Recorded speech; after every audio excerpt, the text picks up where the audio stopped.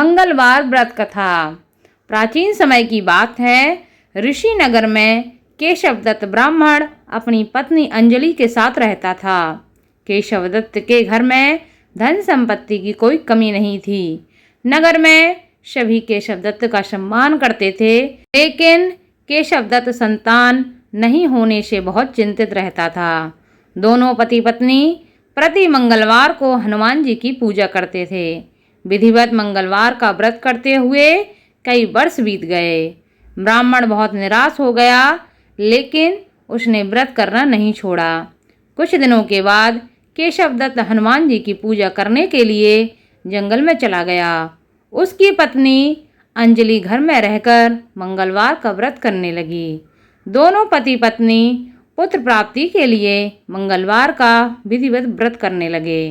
अंजलि ने अगले मंगलवार का व्रत किया, लेकिन किसी कारणवश उस दिन अंजलि हनुमान जी को भोग नहीं लगा सकी और उस दिन सूर्यास्त के बाद भूखी ही सो गई।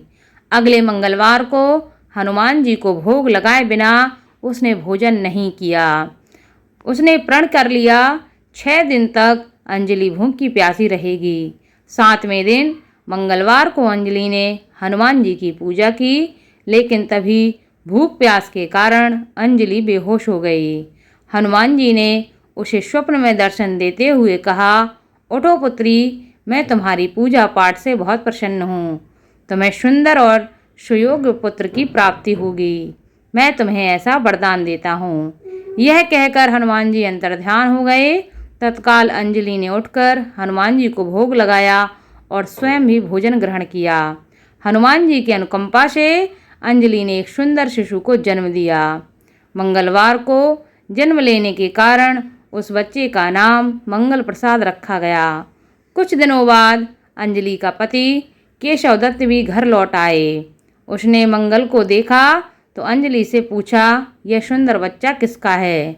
अंजलि ने खुश होते हुए हनुमान जी के दर्शन देने और पुत्र प्राप्त करने का वरदान देने की सारी कथा सुना दी, लेकिन केशवदत्त को उसकी बातों पर विश्वास नहीं हुआ।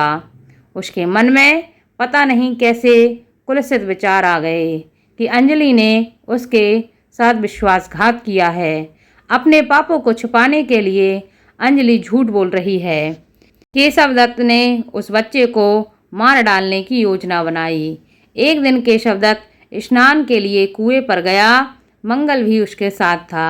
केशवदत्त ने मौका देखकर मंगल को कुएं में फेंक दिया और घर आकर बहाना बना दिया कि मंगल तो कुएं पर मेरे पास पहुंचा ही नहीं। केशवदत्त के इतने कहने के ठीक बाद मंगल दौड़ता हुआ घर लौट आया। केशवदत्त मंगल को देखकर बुरी तरह हैरान हो उठा। उसी रात हनुमान जी ने केशवदत्त को स्वप्न में दर्शन देते हुए कहा, तुम दोनों के मंगलवार के व्रत करने से प्रसन्न होकर पुत्र जन्म का वरदान मैंने दिया था, फिर तुम अपनी पत्नी पर क्यों शक करते हो? उसी समय केशवदत्त ने अंजलि को जगाकर उससे क्षमा मांगी और स्वप्न में आए हनुमान जी के दर्शन की बात कह सुनाई। केशवदत्त ने अपने बेटे को हृदय से लगाकर बहुत प्यार किया। उस दिन के बाद सभी आनंद पूर्वक रहने लगे।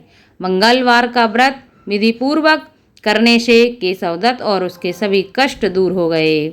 इस तरह जो स्त्री पुरुष विधिवत मंगलवार का व्रत करते हैं, इसकी कथा को सुनते हैं, हनुमान जी उनके सभी कष्टों को दूर करके उनके घर में धन संपत्ति का भंडार भर देते हैं।